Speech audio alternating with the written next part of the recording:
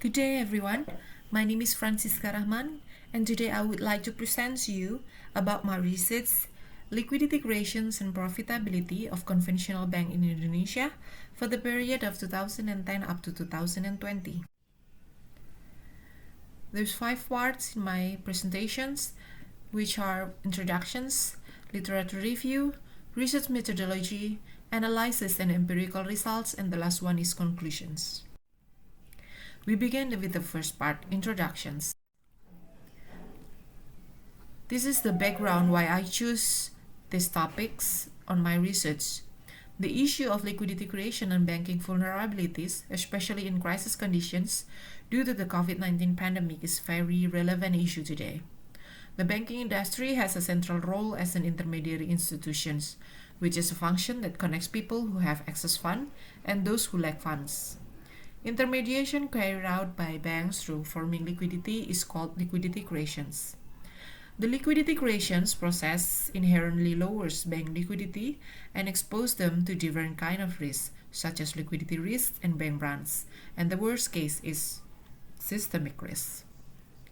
Liquidity creation is the amount of liquidity created by the bank for others, so it is a measure of the illiquidity of the bank.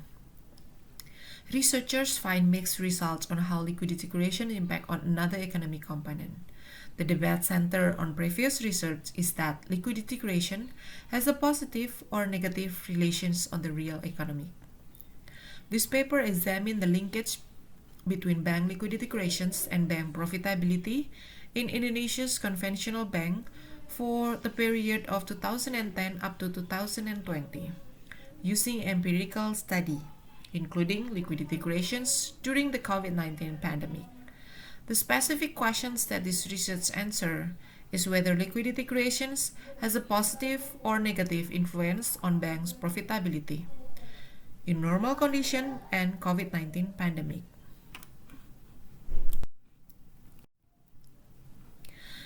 The research purpose of this research is that measuring the liquidity creations of conventional banks in Indonesia and to analyze the effect of liquidity creations on the profitability of conventional banking in Indonesia, including during the COVID-19 pandemic. The study aims to provide some benefits and contributions, especially for academics, regulators, and banks. For academics, this research is expected to provide deeper insight and understanding of liquidity creation and its effects on profitability in conventional banking in Indonesia. For regulators, it's to provide an alternative for regulators to use liquidity creations as a means of measuring banking liquidity, where this measurement method shows the classification of banking assets and liabilities to describe the creations of liquidity. In addition, it can provide policy input regarding the modest size, regarding the extent to which banks can carry out liquidity creations. And the last one, for the banking industry, the result of the study provide information about the effect of banking liquidity creations on systemic risk so that it can be used as an input for banks in managing their asset and liabilities management. This research has some limitations. The first one, that this research presents a case study with the object is 40 banks in Indonesia, and the data collection period include data for the last 10 years from 2010 up to 2020. The sample of this research is that private banks 72%, government bank 10%, local government 13%, and foreign bank 5%. Now let's start to the second part of this research, which is literature review. This slide describes about liquidity creations. In the left side, this is the conditions without banks. So surplus units provide long-term loan to deficit unit, while surplus units make illiquid investments. In the other hand, deficit unit receive illiquid loans. But the world with banks, the surplus unit saving liquid funds in the bank, and bank will distributing loans to the society. In here, bank converting illiquid assets to liquid liabilities so that society can easily cash their money from the banks. The liquidity creation process carried out by banks by ensuring the availability of liquidity for the public and economy inherently expose bank to risks because for the bank itself it will become illiquid. So there's a risk that the bank cannot fulfill its short-term obligation, for example, interbank market. The higher the liquidity creation per total asset ratios indicates the bank increasingly illiquid or liquidity risks increase. The second one is profitability. Banking performance reflects in how the bank generates profit. Good profitability can be an attraction for new customer and increasing the level of confidence of existing customer. Therefore, based on OJK regulations number 4 in 2016 concerning rating of commercial bank soundness, one factor in assessing of bank soundness is profitability or earnings. The measurement of bank profitability reflects by the ratio of return on asset, or we call it ROA, and return on equity, or we call it ROE. The previous research, there's still debates on the previous research about the positive impact of liquidity creations and negative impact of liquidity creations. On positive side, there's Davidov, Fahama, and Yasar in 2020 found that liquidity creation can reduce systemic risk at the individual bank level after presenting several controls variables such as bank characteristic. While Duanyu 2020 conclude that liquidity creation, especially liability and off-balance sheet, positively affect profitability. This result apply both under normal condition and during the financial crisis. While Shield and Lee 2020, bank liquidity creation is statistically and economically proven to affect actual economic output. And there's also the negative impact of the liquidity creations by other researchers, such as Duanyu conclude that liquidity creation in terms of asset has a negative effect on profitability. And then Fungokova et al. Found that liquidity creation increased the probability of bank failure. Leisong 2013 conclude that liquidity creation has a negative effect on bank capital, while Ahmad Sahyuni and Man Wang conclude a negative relations between liquidity creation and bank profitability during wartime. However, this relationship was not significant in the pre-war period. We begin the third part of this presentation, which is research methodology. The methodology in this research is empirical analysis using linear regressions with independent, dependent, and control variables are shown below. The independent variable is liquidity creations, and the dependent variable we use ROA and ROE, and the control variables is bank characteristic and macroeconomic factor, such as rate, GDP, inflation rate, bank size, capital adequacy ratio, loans to total asset, deposits to total asset, net interest margin, NPL, and overhead costs. This is the methodology on calculating the liquidity creations. We use the liquidity creation calculations by Berger and Bowman 2010 to measure individual bank level of liquidity creations. The first one, banks on balance sheet and off-balance sheet activities classified as illiquid, semi-liquid, and liquid based on the bank's cost, ease, and time to provide liquidity for customer when requested.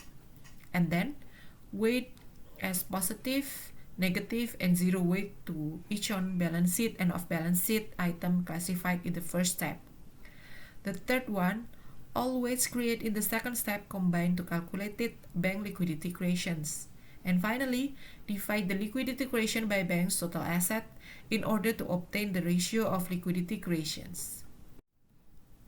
This study examined the effect of liquidity creations on profitability using control variables in bank characteristic and macroeconomic factors.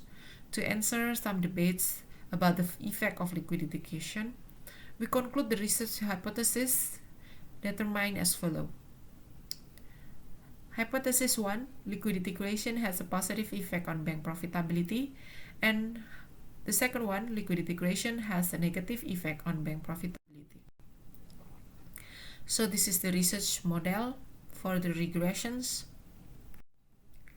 and this is the regression step that we use.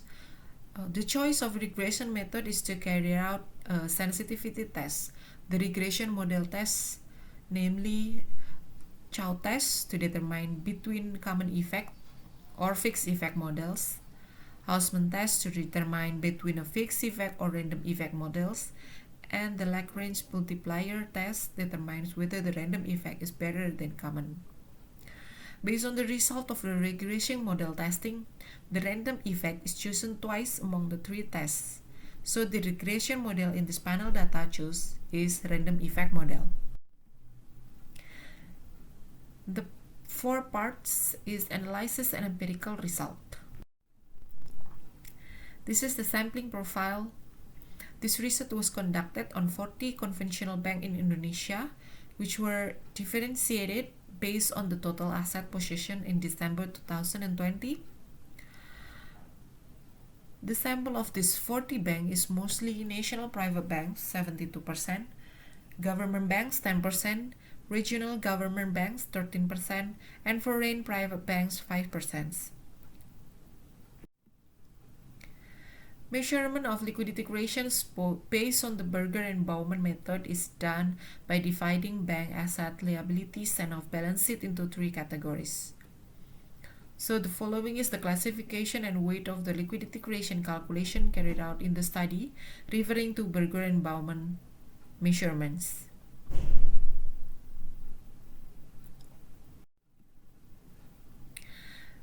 This slide is about development of liquidity creation by Indonesian conventional banks. Based on the grouping of asset, liabilities, and off-balance sheet of 40 conventional banks, it is known that the composition of the asset of 40 banks is dominated by working capital loans for 30 and 41%, investment loans, securities, and consumer credit. In the meantime, in terms of liabilities, the composition of deposit is dominated by deposits, savings, and current account. This slide shows development of liquidity creations by Indonesian conventional banks. We measure 3 times. The first one is liquidity creation of 40 banks, and then we divide it into 20 largest bank and 20 smallest bank. Based on the calculation of liquidity creations at 40 big banks, it can be seen that the trend of liquidity creation shows a slowing development with a downward trend in 2020 in light with the impact of the COVID-19 pandemic. So all the 3 charts shows downward slowing development in 2020, with the highest impact is in the 20 smallest banks. And this shows that the banks tend to put the brakes on liquidity creations to the public and is more anticipatory by fostering liquidity for itself to cover its short-term liabilities. Nominally, liquidity creation carried out by 40 banks appears to have shown an increase since 2010 with a decline in 2020. However, when viewed from the yearly growth, liquidity creation shows a downward trend, especially in the last 3 years from 2018 to 2020. So this is the regression result. The first one is the effect of the liquidity creations on the profitability ROA and the effect of liquidity creations on ROE. Based on the regression results at 40 banks, liquidity creation has a positive and significant influence on ROA. In more detail, liquidity creation from the on-balance sheet side, liability side, and off-balance sheet side have a positive and significant influence on profitability. It can be shown with the number of the R-square coefficient and then the t-test and the p-value test. Meanwhile, in terms of ROE, liquidity creation has a positive but not significant effect on profitability, which described with the p-value more than 0.05. This result is aligned with previous research that became the primary reference, namely Duanyu, which conclude that liquidity creation positively affect profitabilities. Therefore, an increase in liquidity creation is associated with higher profitability.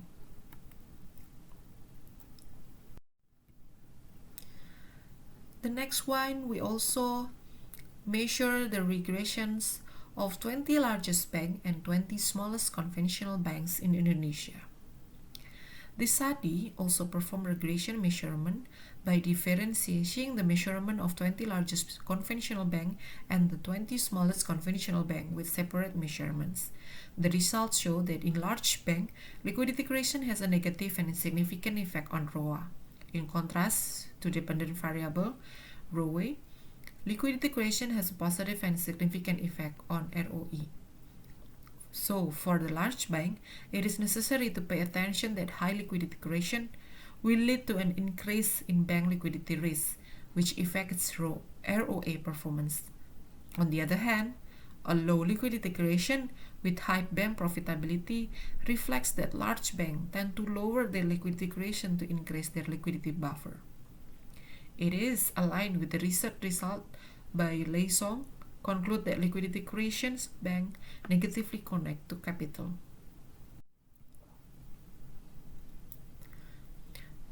The COVID-19 pandemic has occurred in almost all countries, including Indonesia. To analyze the effect of liquidity creation on bank profitability during the COVID-19 pandemic, we also measure regression using monthly data during 2020. And based on the measurement result, liquidity creation positively affect on ROA and ROA, but it's not significant.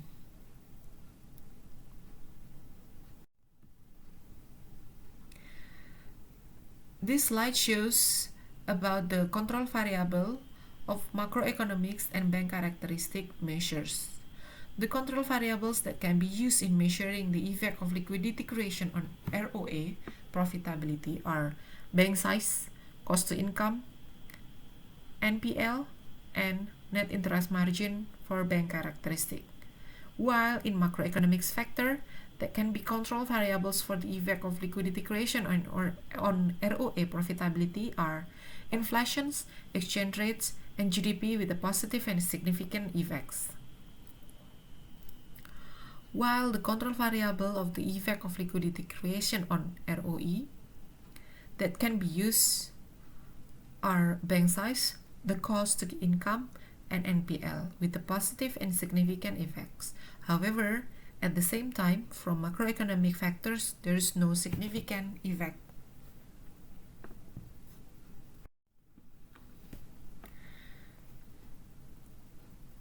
This is the last part of my presentations. It's the conclusions. Based on the calculations of liquidity creation at 40 large banks, it can seem that the trend of liquidity creation carried out by banks to the public shows a slowing development with a downward trend in 2020, in line with the impact of the COVID-19 pandemic. Based on the regression result at 40 banks, liquidity creations has a positive and significant influence on ROA. In more detail, LC from the on-balance sheet side, liability side, and off-balance sheet side have a positive and significant influence on profitability. Meanwhile, in terms of ROE, liquidity creation has a positive but not significant effect on profitability. Based on the measurement result at 20 largest banks obtained slightly different result. Liquidity creation has a negative and significant effect on ROA. However, in contrast to the dependent variable ROE, liquidity creation positively and significantly affect ROE. While in 20 smallest banks, liquidity creation has positive and significant effect on ROA and positive but not significant effect on ROE. Furthermore, the effect of liquidity creations during the COVID-19 pandemic is not different from the calculation in regular times. where liquidity creation has a positive influence on ROA and ROE, but not too significant. For a large bank, it is necessary to pay attention that high liquidity creations will lead to an increase in bank liquidity risk, which affects its ROA performance. On the other hand, a low liquidity creation with high bank profitability reflects that large banks tend to lower their liquidity creations to increase their liquidity buffer. The control variable that can be used in measuring the effect of liquidity creation and on ROA profitability are bank size, cost to income, NPL, and NIM for bank characteristic, and macroeconomic factors that can be control variables for the effect of liquidity creation on ROA profitability are inflations, exchange rates, and GDP with positive and significant effect. Based on the study result, several things can be used as an input for related parties, namely banks, regulators, and academic, for further research. For the banking, it is necessary to diversify the types of funding because most of banks are still concentrated in third-party fund. For large bank, it is necessary to pay attention when liquidity creation increase, leading to an increase in bank liquidity risk and can affect performance decline. This can be mitigated by increasing the liquidity buffer by diversifying funding. For the regulator, liquidity creation can be used as an indicator of liquidity measurement and other existing liquid indicators. For example, it can measure liquidity concentrations formed by banks because it describes the liquidity creations in terms of assets and liabilities to the balance sheets. And for the academics, the making of liquidity measurement is very relevant to measuring liquidity risk. However, this research can still be developed in further research, among others by using dependent variables other than ROA and ROE, as well as adding research sampling to strengthen the result. So this is my end of presentations, and thank you for your cooperations.